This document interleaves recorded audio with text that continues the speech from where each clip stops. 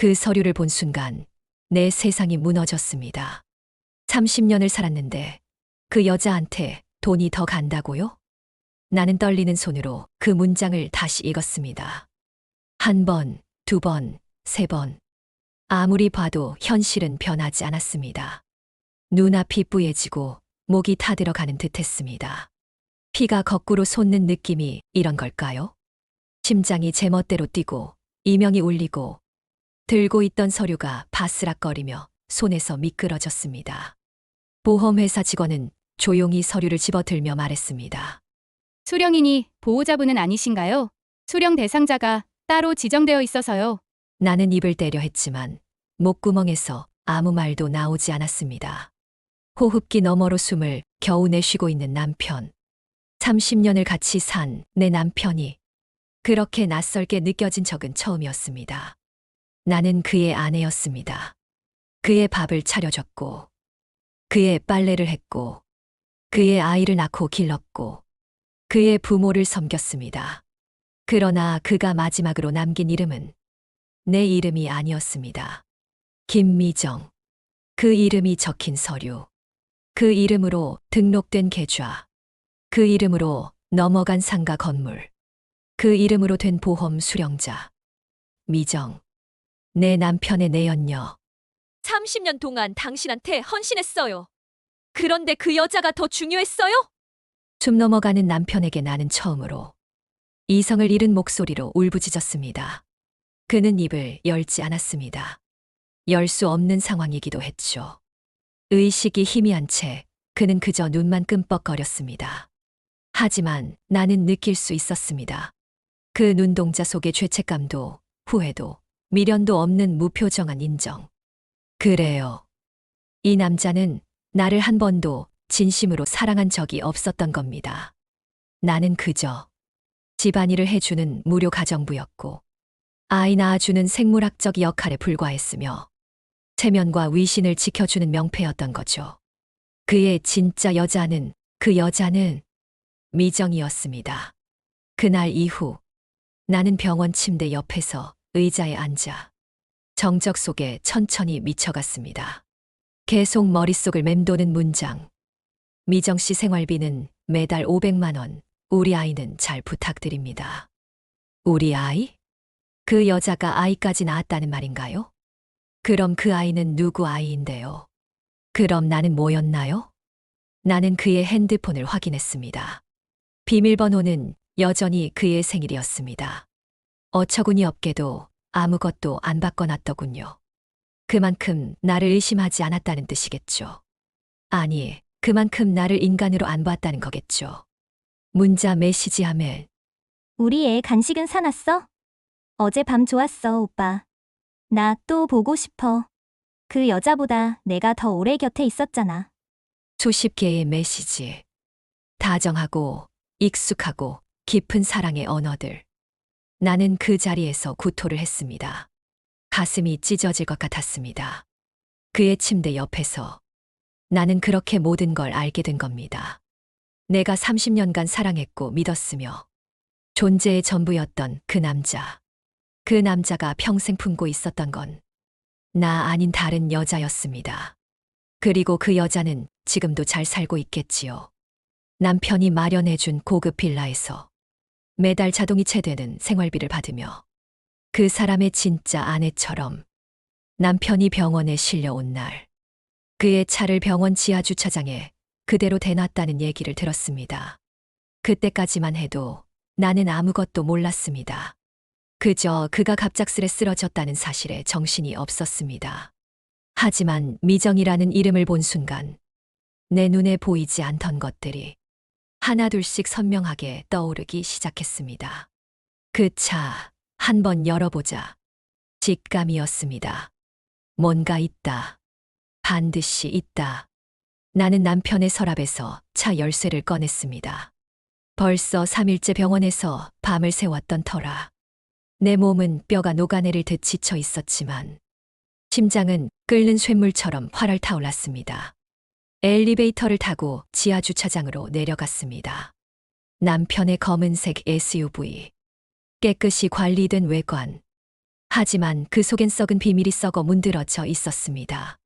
트렁크를 열자마자 나는 얼어붙었습니다.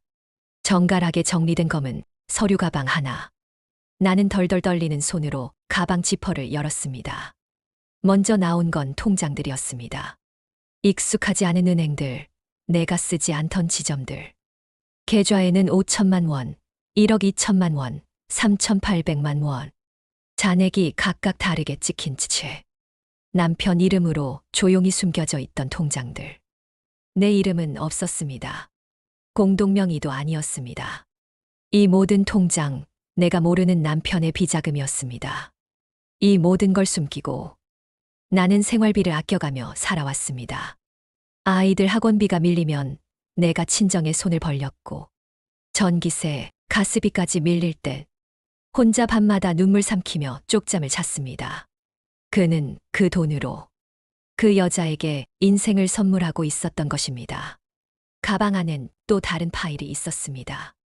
회계 명세서, 부동산 계약서, 증권거래 내역. 그리고 미정이라는 이름이 또렷이 적힌 생활비, 이체 명세표. 김미정 1월 500만 원.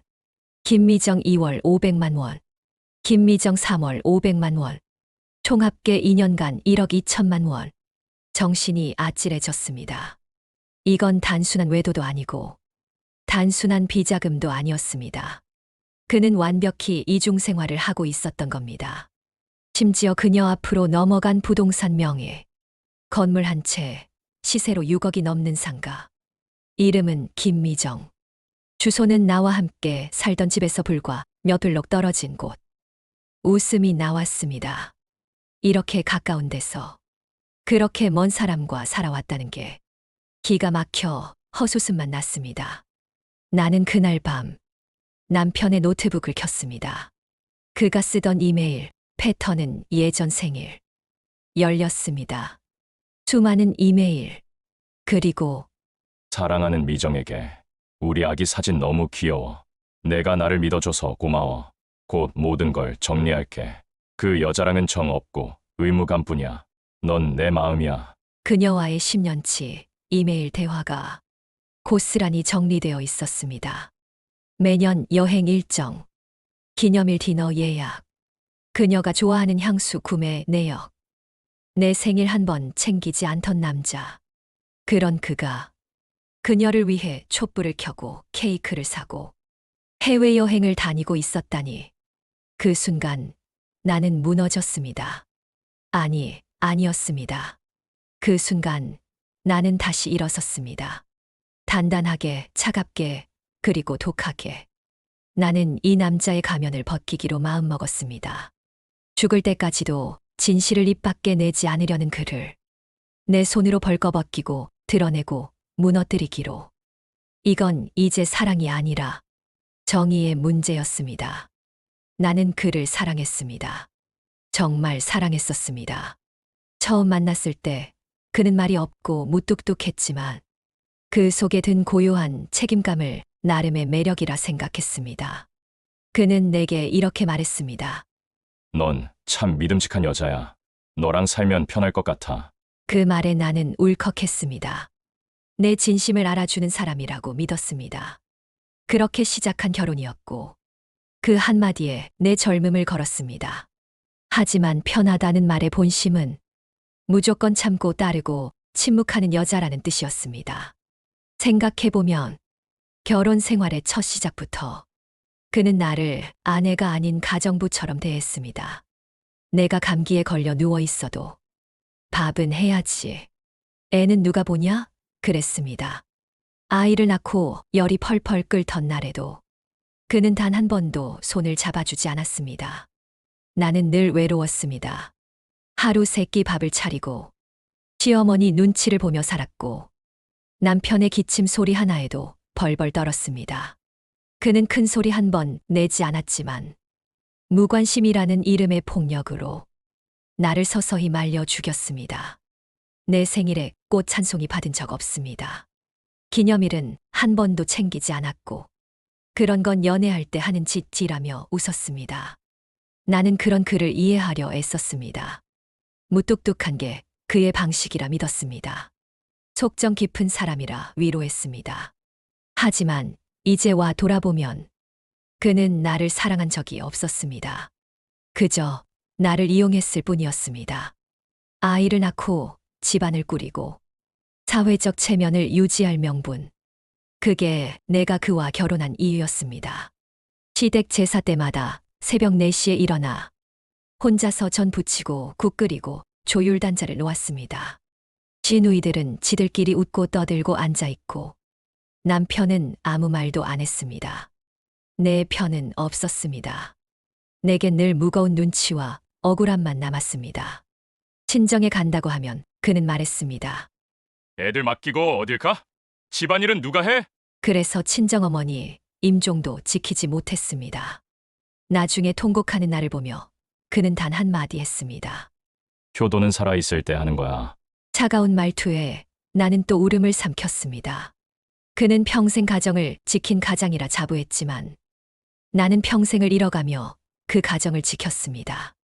자존감도 건강도 꿈도 그 어떤 것도 남지 않았습니다. 그런데도 나는 그를 믿었습니다. 내가 믿는 만큼 언젠가는 그도 내 마음을 알아주겠지. 그런 날이 오겠지. 그렇게 스스로를 위로하며 살았습니다. 그러나 그날은 끝내 오지 않았습니다. 그가 병들기 시작했을 때도 내가 곁을 지켰습니다. 야밤에 병원 응급실을 몇 번을 뛰었는지 모릅니다. 그의 대소변을 받아내고 욕창을 닦고 입 안을 닦아주며 나는 사랑이라 믿었던 걸 실천하고 있었습니다. 그런데 알고 보니 그가 마지막까지 생각했던 사람은 내가 아니었습니다. 그의 통장에서 미정에게 매달 자동이 채된 생활비, 그녀에게 넘긴 상가 건물, 그리고 그녀에게 남긴 메시지. 너 없으면 난 오래 못 버텼을 거야. 그 말 나도 듣고 싶었습니다. 한 번이라도 나는 무엇이었을까요? 그의 아내였던 나는 그의 외로움을 달래주지도 못했고 그의 마음을 얻지도 못했고 그의 마지막에도 그저 보호자일 뿐이었습니다. 이제 나는 생각합니다. 그의 무뚝뚝함은 사랑이 아니었습니다. 그의 침묵은 다정함이 아니었습니다. 그의 무관심은 배려가 아니었습니다. 그 모든 착각 속에서 나는 30년을 허비했습니다. 그리고 그 남자와 그 여자의 진실을 나는 반드시 끄집어내고 말겠다고 결심했습니다. 어느 날이었습니다. 간호사가 면회자가 있다면서 말했습니다. 김미정 씨 오셨습니다. 간호사의 목소리는 조심스러웠지만 그 말 한마디가 내 가슴을 송곳처럼 찔렀습니다. 그 이름, 이틀 전 처음 본, 하지만 이제 내 머릿속을 찢어놓는 이름. 나는 천천히 고개를 돌렸습니다. 복도 저쪽에서 누군가 걸어오고 있었습니다. 베이지색 트렌치코트에 명품 가방을 들고 긴 생머리에 연한 핑크 립스틱, 도도하고 정제된 발걸음. 마치 드라마 속 여주인공처럼 당당하게. 그녀였습니다. 김미정. 내 남편의 내연녀. 내 인생을 통째로 도둑질한 여자. 그녀는 내게 인사조차 하지 않았습니다. 고개만 살짝 끄덕이고는 병실 안으로 성큼 들어갔습니다. 아무렇지도 않다는 듯 아주 익숙한 사람처럼 나는 차가운 눈으로 그녀를 따라 들어갔습니다. 그녀는 남편의 손을 잡고 속삭였습니다. 오빠, 나왔어요. 오늘은 상태 좀 어때요? 그 순간 내 속이 끓어오르기 시작했습니다. 오빠. 그가 가장 싫어하던 호칭이었습니다. 내가 결혼 초기에 장난삼아 한 번 불렀다가 그런 유치한 말 쓰지 말라며 눈치 주던 그 단어. 그런데 그 여자는 아무렇지도 않게 오빠라 부르고 있었습니다. 그리고 그는 그녀의 손을 약하게나마 꼭 쥐고 있었습니다. 아직도 정신이 흐릿한 상태였지만 그 손놀림만은 확실히 기억하고 있는 듯 했습니다. 나는 참지 못하고 그녀를 향해 말했습니다. 당신 뭐 하는 사람이에요? 여긴 보호자만 들어올 수 있어요. 그녀는 나를 향해 천천히 돌아보며 말했습니다. 저도 보호자예요. 제 아이 아빠니까요. 심장이 멎는 줄 알았습니다. 나는 어이가 없어서 웃음이 나왔습니다. 아이 아빠라고요? 당신 지금 무슨 소리 하는 거예요? 그녀는 서류 하나를 꺼냈습니다. 출생신고서. 부모 김미정 김재현. 김재현. 내 남편의 이름. 그 이름이 선명하게 적혀 있었습니다. 그리고 출생일 2017년 4월 11일. 지금으로부터 6년 전. 그 해봄 남편은 출장이라며 3일 동안 연락이 되지 않았습니다. 나는 그가 감기에 걸렸다고 둘러대는 걸 믿었고 그동안 혼자 아이들 숙제를 챙기고 시어머니 병원 모시고 다녔습니다. 그런데 그 시기 그는 다른 여자와 아이를 낳고 있었습니다. 그 아이가 당신 남편 아이라고요? 네. DNA 검사도 있어요. 원하시면 보여드릴게요. 그리고 앞으로 오빠는 저희 가족으로 등록될 거예요. 등록이요? 그녀는 코웃음을 쳤습니다. 남편분이 위임장까지 써줬어요. 돌아가시면 저희가 법적 보호자이자 상속자입니다. 나는 정신이 아득해졌습니다. 눈앞이 핑 돌고 온몸에 힘이 풀려 바닥에 주저앉았습니다.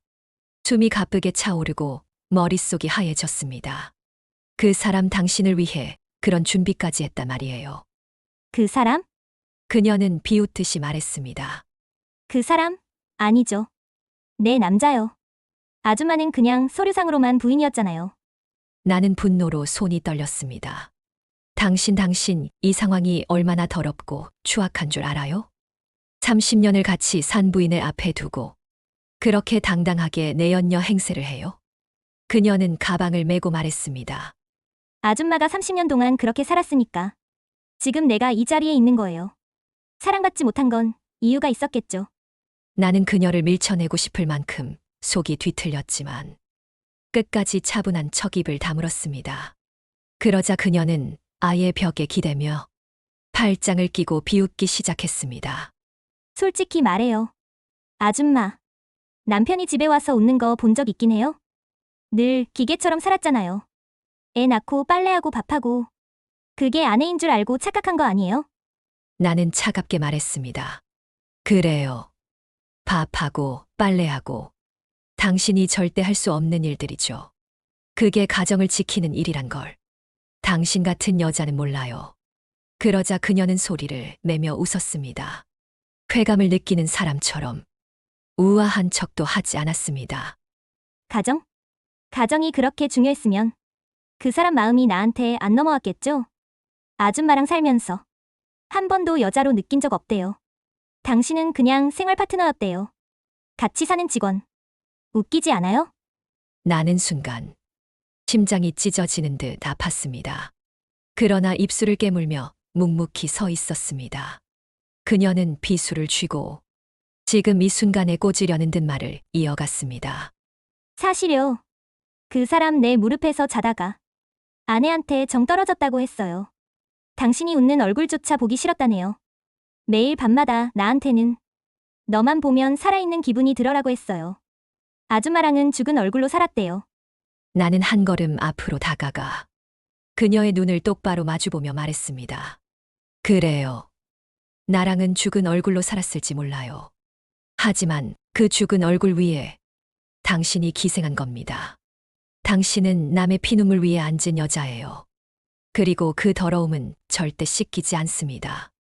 그러자 그녀는 입을 삐죽 내밀며 말했습니다. 어머. 이제 질투하세요? 이 나이 먹고 질투하는 거. 좀 민망한 거 알죠? 그 사람. 죽기 직전에도 제 이름 먼저 불렀어요. 미정아, 나 없이 잘 살아. 아줌마 이름은 끝까지 안 불렀더라. 그거 진짜 모욕 아니에요? 나는 그 말을 듣고 숨이 멎을 것 같았습니다. 손끝이 저리고 가슴은 철렁 무너졌습니다. 그러나 입을 열었습니다. 이제는 참을 수 없었기 때문입니다. 맞아요. 그 사람, 당신 이름 불렀을 수 있죠. 하지만 죽을 때 이름 부른 여자가 그 사람 인생의 전부는 아닙니다. 그 사람 청춘을 다 바친 건 나고, 그 사람 무너졌을 때 곁에 있던 것도 나고, 그 사람 자식 둘을 키운 것도 나입니다. 당신은 한때의 흥분이었고 유언 속 단어였을 뿐이에요. 그녀는 말이 막힌 듯 입술을 실룩였습니다. 하지만 곧 독하게 웃으며 말했습니다. 뭐, 어때요? 결국 유산도 좀 나눠 가졌고, 그 사람 마지막 손도 내가 잡았고, 나는 그 사람 마지막 여자니까. 당신은 숨겨야 했던 여자였고, 말하면 안 되는 이름이었습니다. 그게 진짜 현실이에요. 나는 병실을 나와 복도로 나섰습니다. 한없이 고요한 듯한 병원 복도였지만 내 안에서는 천둥이 치고 있었습니다. 심장은 쿵쿵 뛰고 숨은 가쁘고 입안은 바싹 말랐습니다. 그녀의 말이 하나하나 머릿속에 꽂혔습니다. 생활 파트너, 죽기 전 마지막으로 찾은 여자. 정 떨어졌다고 했어요. 마지막 손은 내가 잡았어요. 나는 그 모든 말에 상처를 입고 또 입었습니다. 하지만 강해져야 했습니다. 그 대면은 30년을 무너뜨리는 독한 말들의 교환이었고 나는 그 자리에서 참는 아내가 아닌 끝까지 싸우는 여자로 바뀌고 있음을 스스로 느꼈습니다.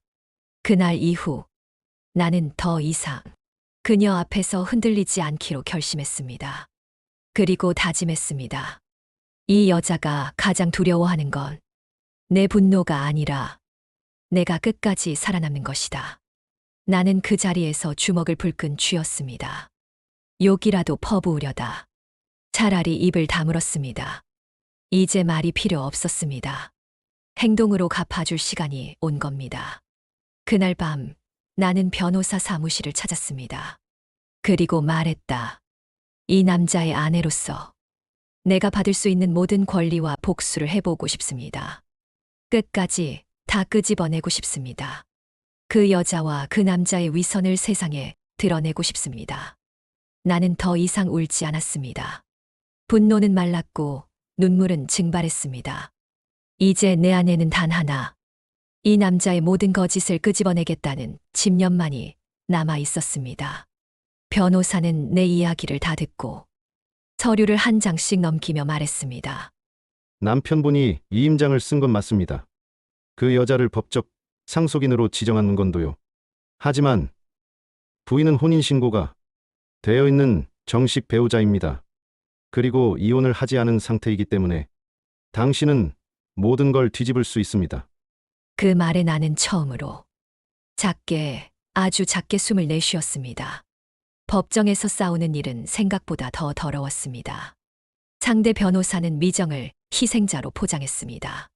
진심으로 사랑했을 뿐입니다. 그녀는 돌봐야 할 아이를 혼자 키우며 외로움을 견뎠습니다. 남편의 진정한 감정은 미정 씨에게 있었습니다. 그 말들이 법정 안을 떠다닐 때 나는 피가 거꾸로 솟는 듯한 느낌을 삼켰습니다. 하지만 흔들리지 않았습니다. 내가 지켜야 할 건 단지 재산이 아니라 내 30년의 명예였으니까요. 나는 증거를 제출했습니다. 트렁크에서 나온 비자금 통장, 생활비 자동이체 내역, 이메일 대화, 생일 선물 기록, 호텔 영수증, 그리고 나와 남편이 함께한 병원 진료 기록부터 아이들의 학비를 내가 대내라 쓴 카드 내역까지 그 모든 게 한 줄로 말해주고 있었습니다. 이 여자는 참았다. 이 여자는 헌신했다. 이 여자는 아내였다. 재판 도중 미정은 직접 증언대에 섰습니다. 여전히 당당한 눈빛, 볼을 약간 붉게 물들인 채로 그녀는 말했습니다. 그분은 늘 저에게 말했습니다.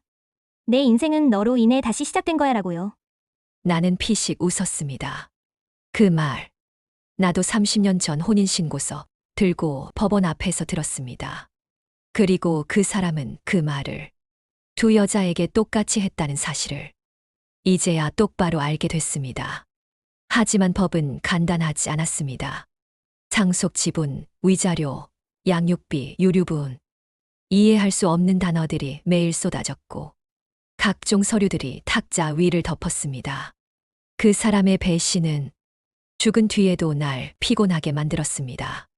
그러던 어느 날 변호사 사무실에서 전화가 왔습니다. 상가명의 뒤집을 수 있습니다. 가짜 증미빙 서류로 양도한 흔적이 나왔습니다. 순간 내 손에 힘이 들어갔습니다. 그 여자한테 넘어간 6억짜리 상가. 되찾을 수 있는 길이 열린 겁니다. 법정 마지막 날. 나는 판사 앞에 서서 단호하게 말했습니다. 저는 남편의 아내로 그 사람을 위해 청춘을 바쳤습니다. 그 사람의 집을 지켰고 아이들을 키웠고 병든 그를 간호했습니다. 저 여자는 그 모든 뒤에 숨어 달콤한 말과 향수 냄새로 그 사람을 흔들었습니다. 그리고 이 자리에서마저 모든 걸 빼앗아 가려 합니다. 이건 단순한 돈의 문제가 아닙니다. 저는 저 여자의 거짓을, 제 인생을 무시한 이 현실을 정의의 이름으로 되돌리고 싶습니다.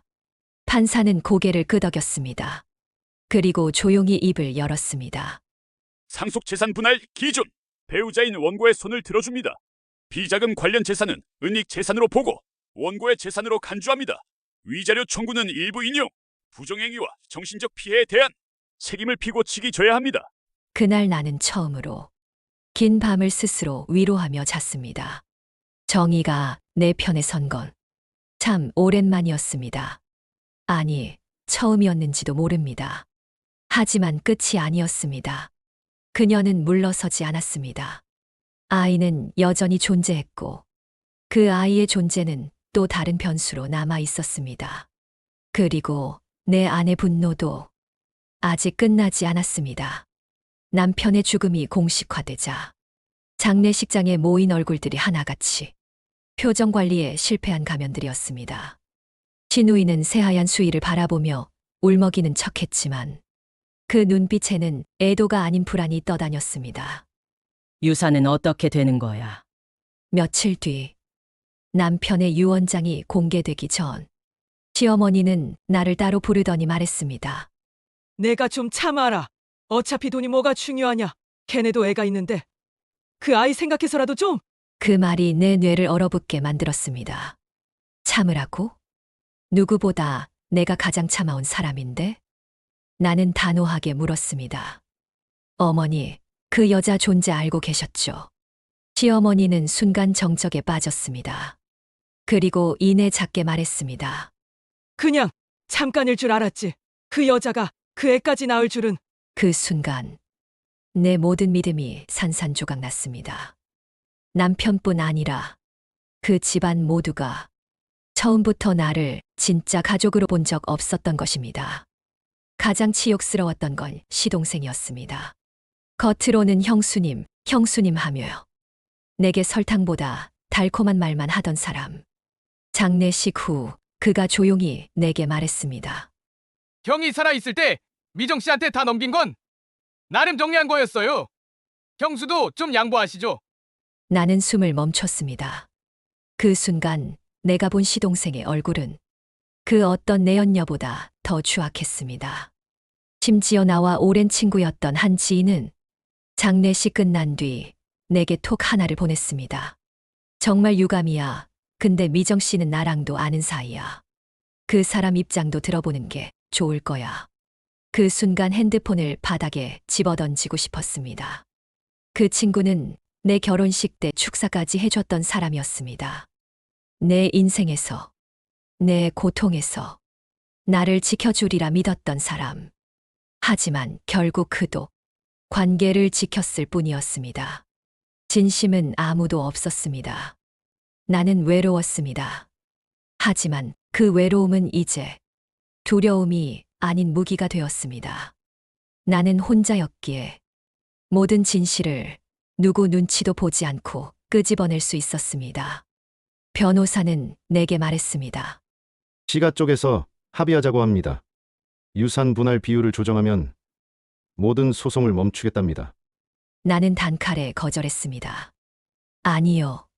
합의는 그들 방식이고 나는 나만의 방식으로 끝까지 갑니다.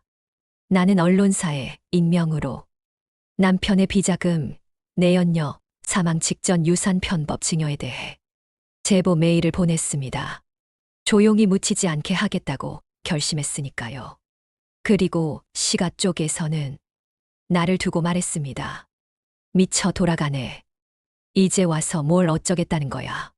죽은 사람 물고 뜯어서 뭐 하려고 그래. 그래요. 죽은 사람을 물고 뜯는 거 맞습니다. 하지만 나는 그 사람에게 30년을 뜯겼습니다. 사랑, 시간, 청춘, 인생 전부. 그래서 이제 내 차례였습니다. 남편의 장례가 끝난 지 한 달이 지나고 모든 것이 차분해진 듯 보였지만 내 마음은 여전히 매일 전쟁을 치렀습니다. 어떤 날은 그를 미워하다가 어떤 날은 그를 불쌍하게 여겼고 어떤 날은 그 여자의 얼굴을 떠올리며 이를 악물고 화장실 문을 붙잡고 울었습니다. 하지만 그 모든 시간들이 이제는 흔들림 없는 나를 만드는 재료였습니다. 그날 우편함에 한 통의 편지가 도착했습니다. 남편이 생전에 작성한 자필 유서. 병원 서류 사이에 묻혀 있던 것을 병원 측이 뒤늦게 발견해 보내온 것이었습니다. 나는 천천히 그 봉투를 열었습니다. 너에게는 미안하다는 말을 남기고 싶었다. 하지만 내가 날 용서할 거라 믿지 않는다. 미정은 날 사랑해줬고 너는 날 이해해주지 않았다. 난 잘못했지만 후회는 하지 않는다. 마지막 문장. 그 한 줄이 내 눈을 번쩍 뜨이게 만들었습니다. 후회는 하지 않는다. 그래. 그는 끝까지 후회하지 않았다. 그 순간 나는 완전히 결심했습니다. 후회하지 않는 자에게 나는 용서도 잊음도 남기지 않겠다. 다만 내 방식대로 끝을 맺을 것이다. 나는 그 여자를 다시 마주했습니다. 공식적으로 법원에서 남편의 상속 재정산 신문일에 미정은 여전히 당당했습니다. 모피 코트를 입고 진한 화장을 한 채 자신이야말로 사랑받은 여자라는 태도로 앉아 있었습니다. 나는 차분하게 입을 열었습니다. 남편은 당신을 사랑했을지 모릅니다. 하지만 그 사랑은 도둑질이었고 배신이었고 인생을 짓밟은 행위였습니다. 그는 끝까지 후회하지 않았지만 나는 이 모든 시간을 기억할 것입니다. 내가 살아있는 동안 그의 이름은 절대 다시 칭송받지 못할 것입니다. 판결은 내 손을 들어줬습니다. 상속의 80%, 위자료 청구의 인정, 그리고 미정 측의 부당 이득 반환 청구 인용. 나는 박수치지 않았습니다. 웃지도 않았고 고개도 끄덕이지 않았습니다. 다만 조용히 차분히 한마디 속으로 되뇌었습니다. 이제야 끝났구나. 재판이 끝나고 법정을 나서던 순간 건물 뒤편에서 낯익은 향수 냄새가 코끝을 때립니다. 고개를 돌리자 미정이 벽에 기대 웃고 있었습니다. 눈 밑엔 다크서클이 짙게 내려앉았지만 입꼬리는 여전히 위로 올라가 있었습니다. 축하해요. 결국 아줌마가 이겼네요. 저는 한동안 입을 다문 채 그녀를 바라봅니다. 그녀는 반쯤 핀껌을 씹듯이 말을 뱉어냅니다.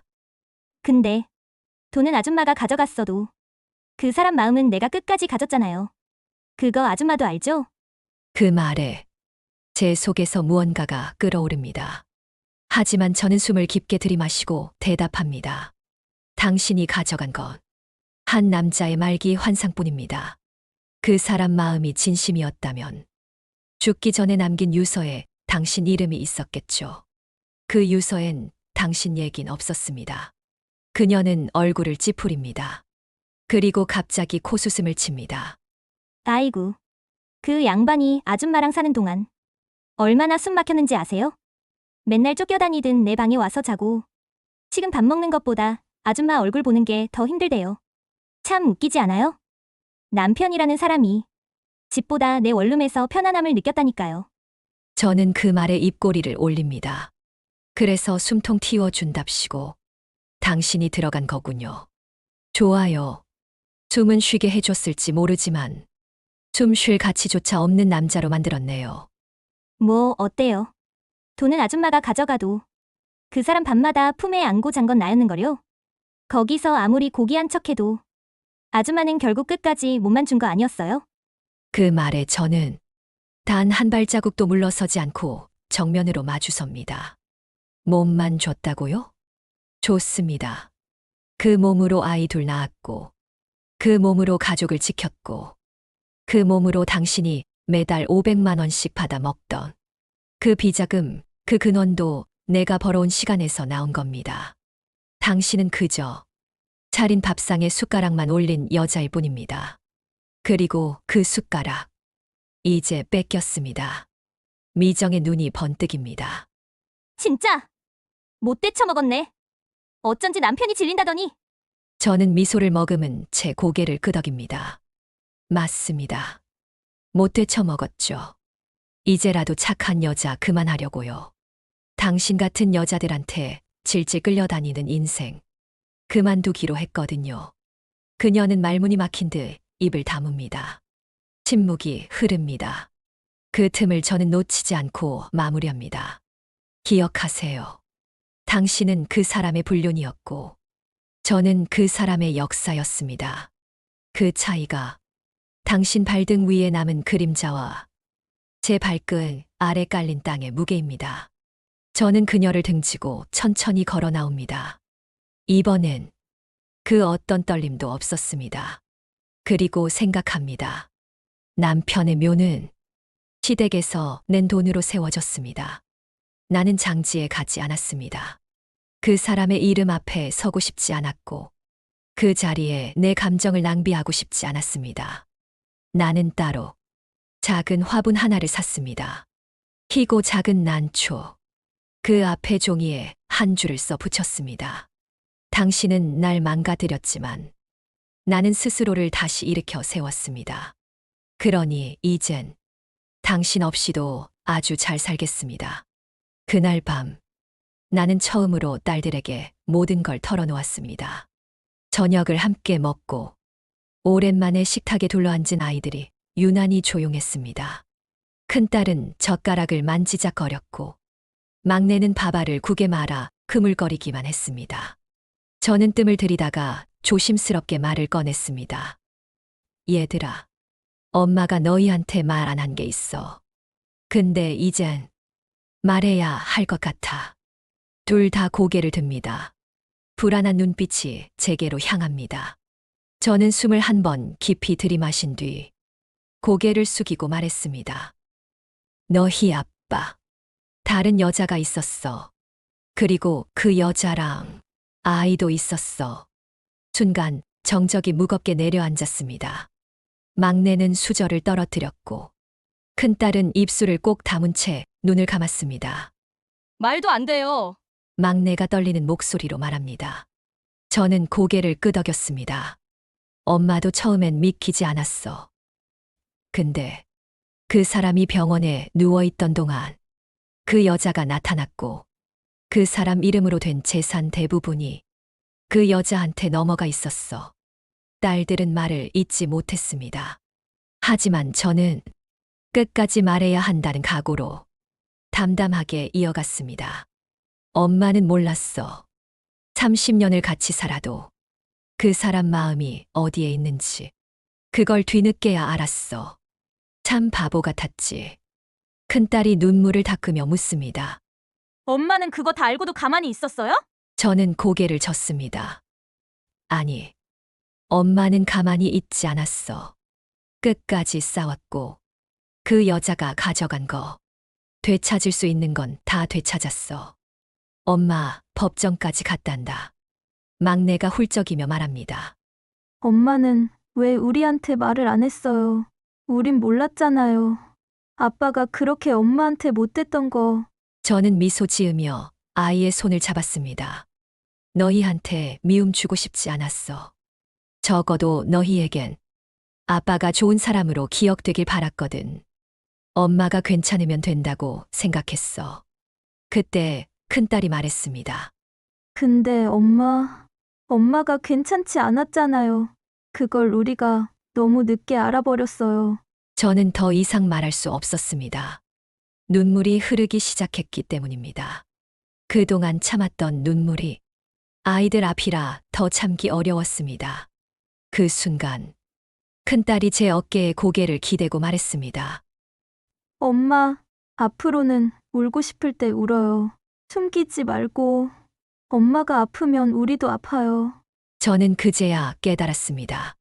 그토록 숨기고 감췄던 진실을 말했을 때 아이들은 등을 돌린 게 아니라 오히려 저에게 더 가까이 다가왔다는 사실을.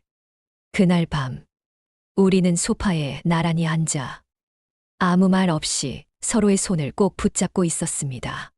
한참을 그렇게 있다가 막내가 조용히 속삭입니다. 엄마, 앞으로는 우리 셋이 진짜 가족이에요. 엄마가 중심이에요. 엄마 없이 아무도 못 살아. 그 다음 날 나는 작은 기분 전환을 하겠다며 딸들과 함께 외출을 했습니다. 오랜만에 웃으며 셋이 나란히 커피를 마셨고 나는 그 시간이 너무나 소중해서 마치 아무 일도 없었던 예전처럼 느껴지고 싶었습니다. 카페에서 나와 걸음을 옮기려던 순간 나는 그 향을 먼저 알아차렸습니다. 짙은 꽃내음의 향수, 김미정이었습니다. 그 여자가 전화통화를 하며 다가오고 있었습니다. 명품 쇼핑백을 휘두르듯 들고 당당한 발걸음으로 저희 앞을 지나가려는 그 순간 그 입에서 나온 말이 저를 얼어붙게 만들었습니다. 보험금 겨우 이거라니까? 진짜 아내랍시고 혼자 다 가져가고. 그 양반 참 계산 빠르더라. 그 말이 들리는 순간 제 가슴 한가운데가 쿵 내려앉았습니다. 저는 본능적으로 딸들의 손을 붙잡았습니다. 그냥 가자. 괜히 엮이지 말자. 하지만 큰딸은 제 손을 뿌리치고 앞으로 걸어 나갔습니다. 그리고 그녀에게 정면으로 말을 건넸습니다. 지금 뭐라고 하셨어요? 김미정은 웃으며 고개를 돌렸습니다. 딸아이 얼굴을 아래 위로 훑더니 입꼬리를 말아 올렸습니다. 어머, 그 집 큰딸이네? 엄마 판박이네. 눈빛도 말투도 똑같이 짜증나. 그녀의 저열한 말투에 제 속이 부글부글 끓어올랐지만 저는 아직은 조용히 뒤에서 지켜보았습니다. 엄마 얘기 함부로 하지 마세요. 딸아이는 떨리는 목소리로 단호히 말했습니다. 그러자 미정은 혀를 차며 비웃었습니다. 아가씨, 내가 당신들보다 그 사람을 더 잘 안다니까요. 맨날 내 무릎 베고 자면서 가족은 너 하나면 되라더라. 엄마는 그냥 서류상 배우자잖아. 그 말에 나는 눈앞이 캄캄해졌습니다. 그러나 더 놀라운 건 그 순간 막내가 달려와 미정 앞에 섰다는 것이었습니다. 막내는 말없이 그녀를 노려보다가 한치의 흔들림도 없이 말했습니다. 그 사람이 죽어서 다행이에요. 안 죽었으면 제가 그 입 다 찢었을 테니까요. 그 순간 내가 낳은 딸이 이토록 단단해졌다는 사실에 나는 몸이 떨리기 시작했습니다. 미정은 얼굴을 찌푸리며 반격하려 했지만 그보다 먼저 큰딸이 또 말을 이었습니다. 당신이랑 아빠가 어떻게 살았든 상관없어요. 하지만 엄마를 모욕하지 마세요. 엄마는 지켜야 할 사람이고 당신은 이제 끝난 여자예요. 그 말에 미정의 눈빛이 흔들렸습니다. 나는 견디지 못하고 앞으로 걸어갔습니다. 딸아이들 옆에 나란히 섰어. 처음이자 마지막으로 그녀를 향해 말했습니다. 지금 이 아이들 내가 키웠습니다. 내 손으로, 내 눈물로, 내 모든 걸 걸고요. 당신이 잠깐 스쳐간 사이 나는 30년을 이 아이들 곁에 있었습니다. 그 사람의 이름은 사라졌지만 나는 이 아이들의 엄마로 남습니다. 그게 당신과 나의 가장 큰 차이입니다. 그녀는 말없이 입술을 깨물더니 쇼핑백을 움켜쥔 채 돌아섰습니다. 하지만 등을 돌리는 그 뒷모습이 예전 같지 않았습니다. 기세가 꺾이고 어깨가 처져 있었습니다. 그 순간 큰딸이 제 손을 잡았습니다. 엄마, 이젠 우리가 지켜줄게요. 막내는 제 팔을 끌어안고 말했습니다. 엄마, 울면 안 돼. 이젠 울게 두지 않을 거야. 나는 그 자리에서 끝내 울음을 터뜨리고 말았습니다. 비로소 지켜야만 했던 존재에게 지켜지는 느낌. 그것은 살아있는 복수였고 어머니로서의 가장 고귀한 위로였습니다. 그날 이후 나는 더 이상 혼자 싸우지 않았습니다. 이제는 내 아이들이 내 진실의 편에 서 있었습니다. 그리고 나는 그들의 엄마로서 끝까지 단단하게 살아갈 것입니다. 오늘 영상이 마음에 닿으셨다면 좋아요와 구독 꼭 눌러주세요. 더 많은 이야기, 더 깊은 위로로 찾아뵙겠습니다. 건강하고